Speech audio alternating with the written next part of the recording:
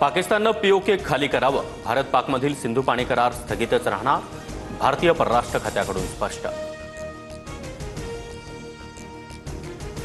जम्मू काश्मीरबाबतचे प्रश्न द्विपक्षीय पद्धतीनं सोडवले जाणार, आम्हाला कुणाचीही मध्यस्थी मान्य नाही, भारत आणि अमेरिकेतील चर्चेमध्ये व्यापाराचा मुद्दा नव्हता, ट्रम्प यांच्या दाव्यावर परराष्ट्र मंत्रालयाकडून स्पष्टीकरण. पहलगाम हल्ल्याची जबाबदारी टीआरएफ या संघटनेनं घेतली होती, टीआरएफला दहशतवादी संघटनांच्या यादीत टाकावं, भारताची मागणी. पराभवानंतरही ढोल वाजवण्याची पाकिस्तानची परंपरा जुनीच, पाकिस्तानमधील जल्लोषावर परराष्ट्र खात्याची प्रतिक्रिया. पंतप्रधान मोदींकडून एअरफोर्स, नेव्ही आणि आर्मीच्या जवानांना सॅल्यूट, भारतीय सैन्य न्यूक्लिअर ब्लॅकमेलिंगच्या धमकीची हवाच काढून टाकतं, पंतप्रधान मोदींचं वक्तव्य.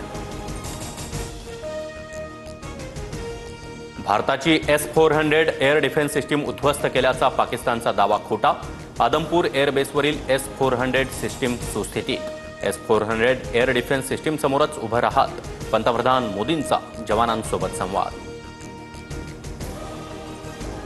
आदमपूर एअरबेसवर विमान उतरवत धावपट्टी सुरक्षित असल्याचा पंतप्रधान मोदींचा संदेश, आदमपूर एअरबेसची धावपट्टी उद्ध्वस्त झाल्याचा कांगावा पाकनं केला होता. पाकिस्तानकडून शस्त्रसंधीचं उल्लंघन, भारतीय लष्करानं पाकिस्तानची चौकीच उडवली, भारत पाक एलओसीवरील व्हिडिओ समोर.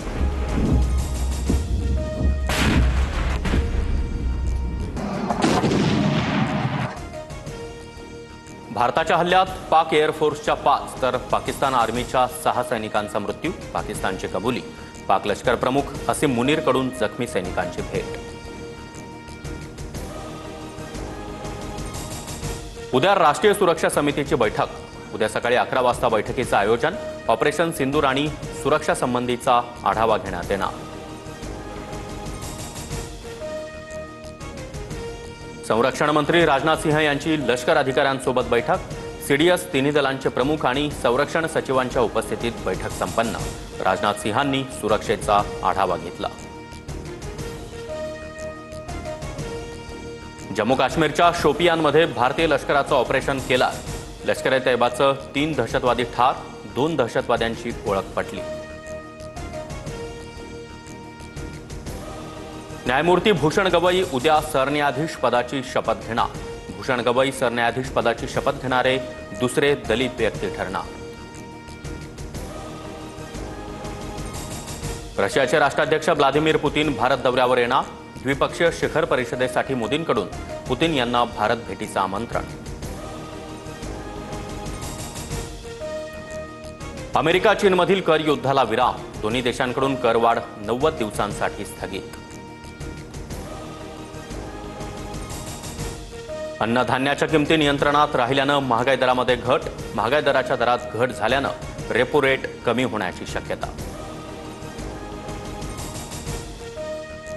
मंत्री उदय सामंत आणि राज ठाकरेंमध्ये अर्धा तास चर्चा, राज ठाकरेंसोबत पालिका निवडणुकांबाबत किंवा राजकीय चर्चा नाही, भेटीनंतर सामंत यांची माहिती. राज्याचा 10वीचा निकाल 94.10%, यंदाही 10वीच्या निकालामध्ये मुलींचीच बाजी, तर सर्वाधिक कोकण विभागाचा 98.82% निकाल. कोल्हापूरच्या अंबाबाई मंदिरामध्ये उद्यापासून ड्रेस कोड लागू, मंदिर परिसरामध्ये पारंपरिक कपड्यामध्येच यावं लागणार. तिरुपतीच्या धर्तीवर शिर्डीमध्ये डोनेशन पॉलिसी, 10,000 रुपये किंवा त्यापेक्षा जास्त दान करणाऱ्या भाविकांना व्हीआयपी आरतीचा लाभ मिळणार. मुंबईत काही ठिकाणी पाऊस, मुंबईसह परिसरामध्ये 2 दिवस येलो अलर्ट, राज्यातील अनेक भागामध्ये पुढील 3 ते 4 दिवस वादळी वाऱ्यासह पावसाचा अंदाज. जुन्नर तालुक्यामध्ये मुसळधार अवकाळी पाऊस, अवकाळी पावसामुळे ओढ्या नाल्यांना पूर, उन्हाळ्यामध्येच ओढे नाले भरून वाहू लागले.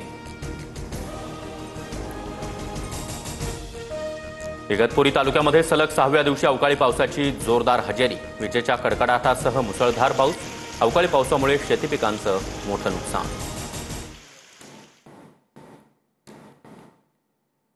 अंदमानमध्ये मान्सून दाखल, 27 रोजी मान्सून केरळमध्ये दाखल होण्याची शक्यता, पुढील 4 ते 5 दिवस महाराष्ट्रामध्ये मान्सून पूर्व पाऊस होण्याचा हवामान खात्याचा अंदाज.